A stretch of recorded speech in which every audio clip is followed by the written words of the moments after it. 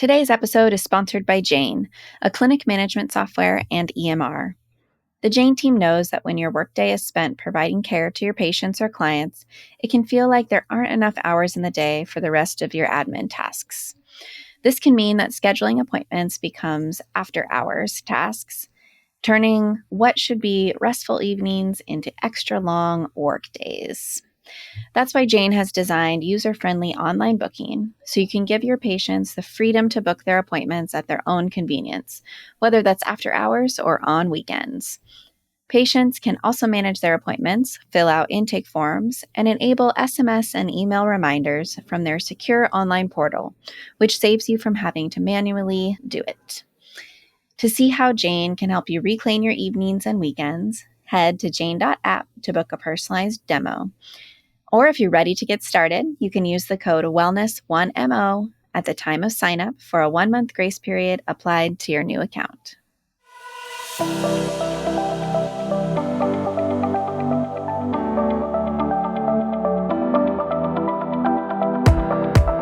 Hi there, and welcome to the Wellness Center Creators Podcast. I'm Kendall Hagenson. And I'm Anna Rudell. We're thrilled to have you join us on this journey of creating innovative, patient-centered wellness centers. As experienced health and wellness providers, we've seen firsthand the challenges of delivering comprehensive, holistic care to our patients. That's why we created this podcast, to share the knowledge, strategies, and insights we've gained from our own experiences and from connecting with experts in the field.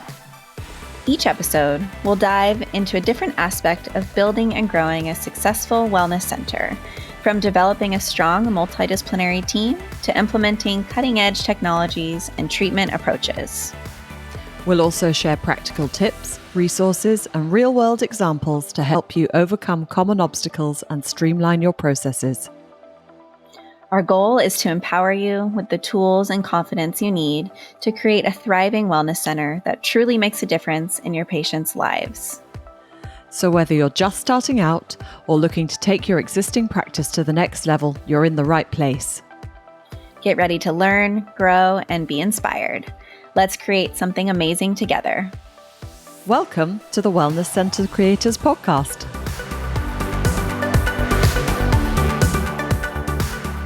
Welcome back, everyone, to the Wellness Center Creators Podcast. Today on the show, we have James Healy, who is a podcast producer and coach.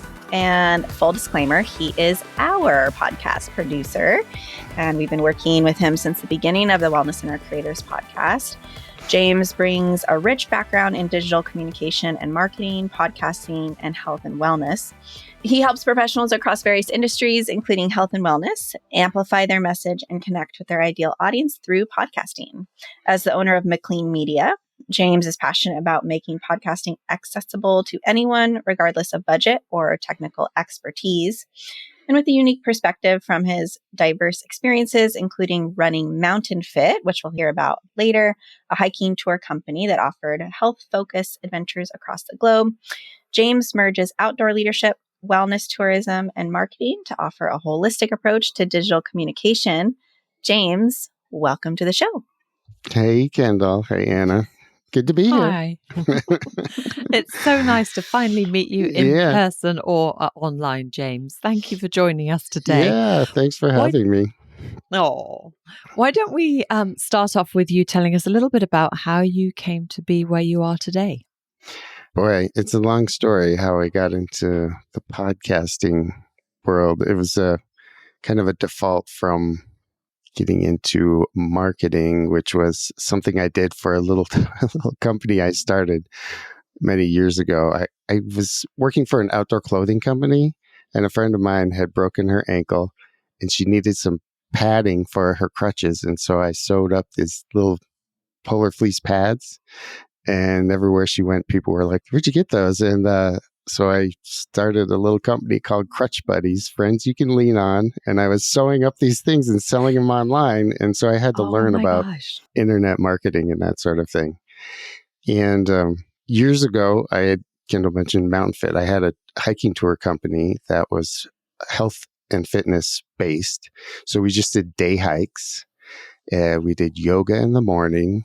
We went out for the day hikes. We ate healthy gourmet cuisine. We often had a private chef There were massages after the hikes, and we did them all over the place. Kauai, Arizona and Sedona, Utah, Montana, of course, Canadian Rockies, France, Scotland. And it was mostly women who loved to come on these trips, of course. And after 9/11, they just weren't traveling. So I was working at a school and then eventually started that little sewing company and that sort of thing. But I got into podcasting because about 11 years ago, I got sober and I was using a lot of those alternative modalities that I had learned through the health and fitness hiking company to help me with my sobriety. So it wasn't just a 12-step sort of focus. I was using nutrition, meditation, yoga, and all these other things. And so I started interviewing other experts in those fields who focused on helping people in recovery. So it's just kind of a random thing. And then I started managing other people's podcasts after I learned how to do it. Sorry, tried to keep that short, but. Well, it's a beautiful story, and we appreciate you sharing it with us and with our audience. Your journey from outdoor leadership and wellness tourism to podcasting is, I just love hearing that pathway, right? It's always a windy road. It's never super linear. Can you share maybe how those experiences with Mountain Fit have influenced how you approach podcasting, especially for health and wellness professionals? Sure. I wish I had podcasting when I had that company. I was running this in the 90s, right? And like the internet was just barely coming around. And that was like a revelation to be able to put up a website with all these great photos and descriptions of our adventures, our hikes, and then to be able to email the itinerary to people and that sort of thing. But I wish I had had a podcast to help give it even that much more of an empathic connection, where you could record yourself actually be out on the hike or interviewing some of the hikers, some of the sounds of nature or whatever it is. And then also using it as support for people who would come and they would have this health and wellness focus. And then when they went back home to Chicago or New York or something like that, you could keep up the stories along with health and wellness tips to keep them informed and educated and motivated as well. So, and as a hiking guide, I was basically a teacher.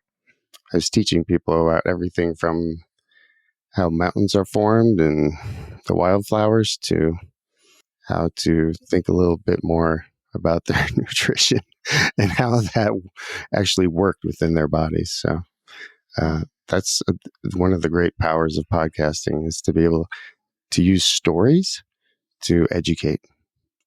You've been in it a while. Yeah, I know. Yeah. I wonder, there are a lot of misconceptions, I think, and misperceptions about starting a podcast. Mm-hmm. If someone maybe listening wants to start one, can you maybe tell us some of the common myths around starting a podcast in this area? Sure. Like you say, I've been in this a while. So I've been doing the podcasting thing for like 10 years or more. And a lot has changed. The technology has gotten more accessible and easier to record. The quality of the recording is better. You can use your phone really to record an episode, and it sounds pretty good, pretty decent. And then as far as like post-production, once you record something, it's even easier than ever to get it posted up and out there for the world to listen to. And one of the other myths, I think, is that you have to, now people are in this phase of where they're focusing on podcasting as a video podcast, which years ago used to be called a vlog, a video blog, but it isn't anymore. Now people just mix it in with podcasting. But I feel like you can start with just audio only, and actually you can just stick with that, because audio actually has a higher empathic connection than video does. Yale did a study a bunch of years ago, and there's something that happens in your brain where you can hear emotions and you have to visualize the person who's experiencing that emotion or the situation in that story. That's just before we started, we were talking about how to use podcasts as story podcasts for kids, and they love it, right? They love to listen to stories because they're using their brain to imagine what's going on, and has a greater impact than just watching videos or a movie or something. Mm. So as people are thinking about, okay, they might want to start one, feel like, okay, maybe it's easier than I thought after hearing this episode, but how much does it cost, right? People get intimidated by the cost of starting something like this or the energy that needs to be spent. What are some of those actual steps that people can take? They want to get started on their own, and how much can they expect to invest? Yeah, like I was saying, it's come a long way. So the technical hurdles are a lot smaller. Like I said, you could use your phone, but the one piece of equipment I would recommend investing in is a decent microphone, because that will go a long way towards sounding better without having to have like a full-on recording studio. However, this is interesting. I just learned my local library has a full-on podcast studio. So Nice. you might be able to tap into that within your local community too, which I'm kind of surprised. I mean, I'm in Bozeman, Montana. It's not a huge city by any I've seen means. other businesses putting podcast studios in their physical spaces too, that they rent out to community members, which is super cool. I've heard that too. Yeah. And this library studio has like professional microphones and computers and software for editing and all of it. And they give you a tour on it. But if you're just doing it at home, you can kind of set up a home studio, which is pretty simple and easy to do. And if you have a decent microphone, then you're just going to record through your computer, a laptop, or a desktop. And microphones can be USB plugins. I think a decent one starts at about $70. And I just saw Shure, the company that makes this microphone I'm using, has a new version that's only $150. I know that might be kind of expensive for people too, but it's a much higher quality good sounding thing. And that's about it. Then once you record your episodes, you have to host them somewhere. You can't put it on like a website host. If you have a website, it has to be an audio host. And that's just so it can handle the streaming aspect of it and the transfer of these little files, the audio files, to all the different platforms that are out there, Apple Podcasts, Spotify, YouTube Music, wherever it's going. I think I got a big list now. It's like well over 40 different apps and platforms people use. And that generally runs you about $14 to $19 a month. So that would be the other expense. Other than that, you can kind of cobble it together with, as long as you're not worrying too much about, I think people also get caught up in talking about the myths and misconceptions that you have to do an interview style podcast like this one. You don't. You can do just one where you're providing quality content, educational pieces. I like to call the episodes kind of like a Toastmaster speech. I don't know if you know anything about Toastmasters, but I've been in Toastmasters for a while. And that's 5 to 7 minutes. And it's usually one topic with 3 main points. And I used to teach high school, and every class was, you would outline, here's what I'm going to teach you. Then you teach it. And then you say, this is what I taught you. And you go through the 3 points 3 times. And then hopefully they take something away from the class. So that's pretty much it. And then you just have to have a system and a process to follow along. And once you get that dialed in, it's pretty simple. I think I've said in my notes that I sent you that you could actually do an episode in about 20 minutes if you had it that simplified. I'm not following with you could do a podcast that was episode. An episode. Okay. Yeah. Okay. Where you would record it, and then you would be able to take that file, upload it. There's a way to level the volume and that sort of thing and add the intro and outro automatically. And then then you would upload it to your audio host, and then it automatically gets syndicated out to all the different platforms. Holy smoke. So from beginning to end, all the editing and producing, you could potentially get down to 20 minutes. Yeah. That's incredible. Yeah. As long as you weren't worried too much about cutting things out and mixing music in there and all that sort of thing. If it was just the straight up content and you were okay with a few ums and ahs and and likes, the little filler words people use, which sometimes those filler words, if you leave those in, which I often leave some in because it makes you, when I'm editing, it makes you sound more natural. Right. To be honest, right. There is software out there that will clip them all out, and it starts to make you sound a little robotic. Well, my husband uses the word like so many times that I think there wouldn't be any body left in the, in the communication. I've had a few of those, believe me. Tell us about your own podcast, James, and if someone was starting out, could they use it to help them?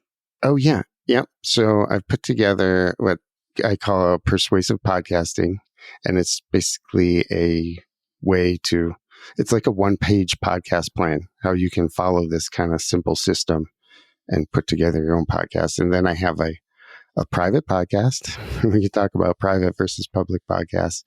That is kind of like a mini course that will guide you through that as well. So it's the Persuasive Podcast Insider. So that's the inside scoop on that. Oh, I was going to say, so this whole system came about because I had a client like Kendall who I was managing her podcast, and she wanted to be able to just publish her own podcast whenever she wanted. And so I taught her this so she could do it on her own. And then she's kind of retaught it to me. Like, she's like, it works so well. Like, and then she's got a whole system of what episodes to start with. What are your first 4 episodes and that sort of thing to get people really engaged with what's going on. So it's pretty cool stuff. That's super cool. What I was going to say was this idea of the private podcast is really interesting to me. Mm-hmm. And I think for our audience, is very interesting around how to use a private podcast pathway to create courses or other things, series, or tell me more about how your health and wellness business owner clients are utilizing this private podcast pathway. Yeah. And the private podcast is different than the public podcast. The public podcast is the one you find on Apple Podcasts or Spotify. It's free. You can listen to it anytime.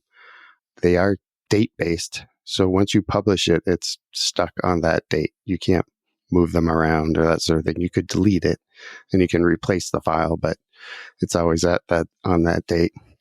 With the public podcast is you kind of know how many people are listening to it, but you don't know who is. So a private podcast is one that can be behind an email or some other way for people to subscribe to it. So you know who's listening to it, and then you can follow what they're listening to and how long they're listening to certain episodes. And when they subscribe to it, they get a special link, which allows them access to that podcast. It comes through what's called an RSS feed, and they get an individual feed of that podcast. And then it shows up in their phone or wherever they listen to podcasts, just like every other podcast. It's the same thing. So it's just a special for you only feed. And like Kendall was saying, you can use these for courses. There's so many use cases. Like I was saying, I had a private podcast for my son. I would read him stories or tell him news or interview my mom and have grandma read stories and that sort of thing. And these are private then, so there's no privacy issues. And like I was mentioning before we started, I'm helping a second grade teacher start private podcast with her classroom because, again, there's no privacy issues. that she would have to deal with a public podcast. Public podcasts are great for getting your information and your education out there to the general public as a way to get them into your world. Private podcasts can be used as a lead generator. Like you can give away this mini course like I'm doing with my little mini course and gets people to know you a little better. But in the health and wellness space, you could use it for exclusive content. So it might be interviews. So it's like special exclusive content, maybe some guided sessions on some of the health and wellness that you provide. Extra, that after they leave your clinic, you can follow up with them. Like I was saying, maybe I could have done that with the Mount Fit hikers. It's like keep them motivated and keep them on track with some special education or motivation, dives deeper into more of a personalized wellness plan or post-treatment care. You can use it for onboarding. Anywhere where you're repeating yourself over and over again, you could record a podcast that covered all the frequently asked questions. Or I've heard of people using it for onboarding employees, right? And that sort of thing. Or getting, having your clients, your patients to get to know your clinic and the employees there better, because you can interview each employee and they can tell their little story and that sort of thing. Podcasts work really well for this.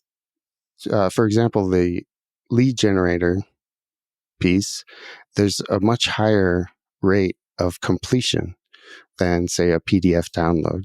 Like we've all got, I don't know how many hundreds of PDF downloads on our hard drive that we haven't ever really read. And you don't know how long someone reads it or if they do. But with the podcast, people can listen to it anytime, anywhere. They're walking the dog, they're driving the car, they're doing the dishes, and they'll just listen to each little short episode over and over. Newsletters. I have a friend that uses it for her newsletter. So you can listen to the newsletter instead of having to sit in front of a screen and read it. Anna. Oh my gosh, James, can you see me? Anna. I am wild with excitement on this end.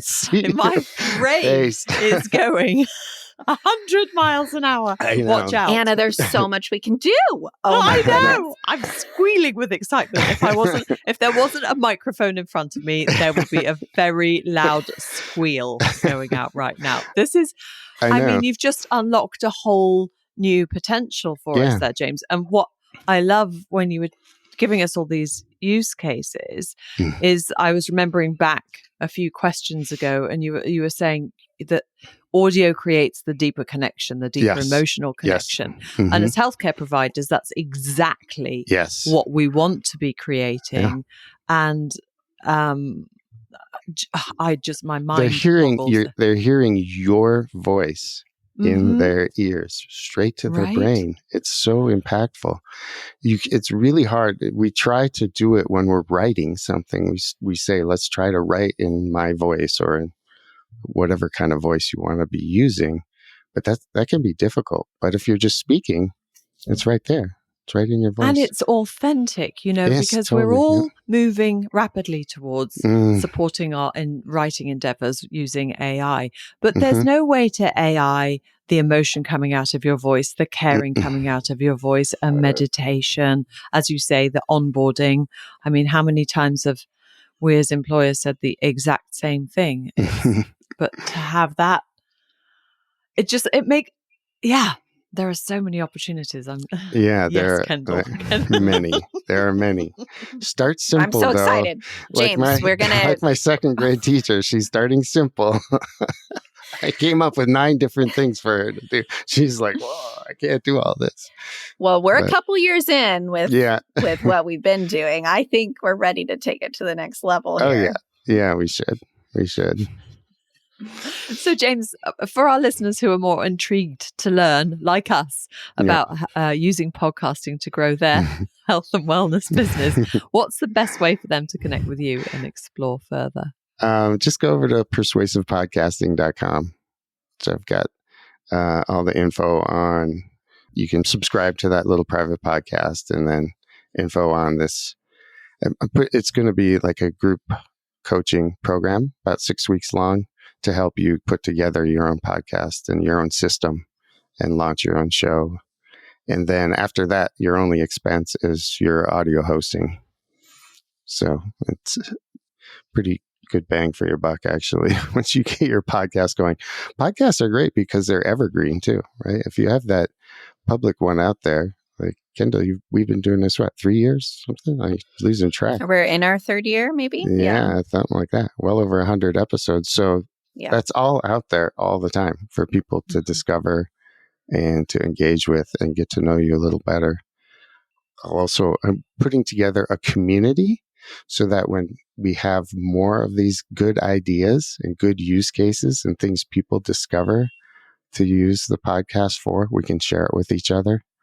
So it'll be kind of interactive, and I'll help answer questions and guide people through things. So amazing. James, I'm so glad we had you on. Thank you so much for coming. Yeah. And I don't want to embarrass you, but I'll just say to our audience, whether you're wanting to start your own podcast or have a producer, produce it for you the way that James does for us, James has been really amazing to work with, and we can say that firsthand. And he's made this process really fun and simple for Anna and I. And we just appreciate you so much, James. Aw, thanks so much. Yeah, you can always get a free consultation. I'm happy to talk podcasting. As you may have noticed. It's your anytime. I'll talk your ear off. I'm sorry. We love it. Thank you, James. Thank you, Kendall. Thanks, Anna. Thank you.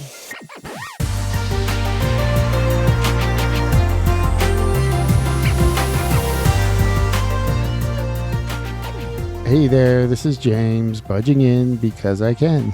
So I hope you enjoyed this episode. It's fun talking podcasting. And hey, if you ever want to talk podcasting, set up a free discovery call and I'll talk your ear off, but I'll listen to you too and listen to your ideas. Maybe you have thought about starting a podcast to get more clients, stay connected with your current clients, but maybe it kind of freaks you out a little bit because maybe you've heard how expensive it is, how much time it takes.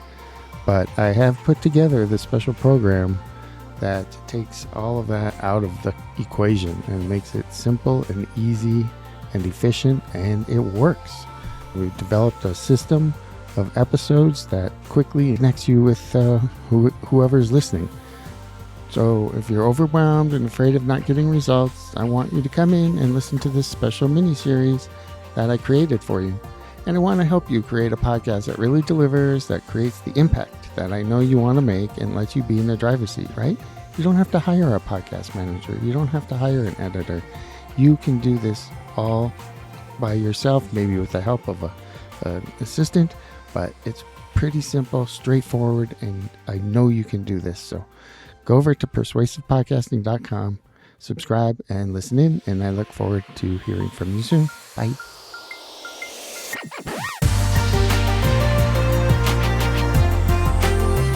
Thanks for joining us on the Wellness Center Creators Podcast. We hope you found the episode insightful and helpful. Remember to visit our website at wellnesscentercreators.com for show notes, additional episodes, and more resources to help you on your wellness center journey. We always love hearing from our listeners. Your feedback, questions, and experiences are invaluable to us and help us shape the content we create. So please don't hesitate to reach out to us anytime. You can contact us through our website or via social media. We're here to support you. If you know someone who could benefit from the information and insights shared on this podcast, please take a moment to share the show with them. Together, we can help more health and wellness professionals create thriving practices. Thank you again for tuning in and for being part of a Wellness Center Creators community. Your dedication to providing exceptional patient care is truly inspiring. We can't wait to share more with you in the next episode. Until then, keep creating, innovating, and making a difference in your patients' lives. See you next time on the Wellness Center Creators Podcast.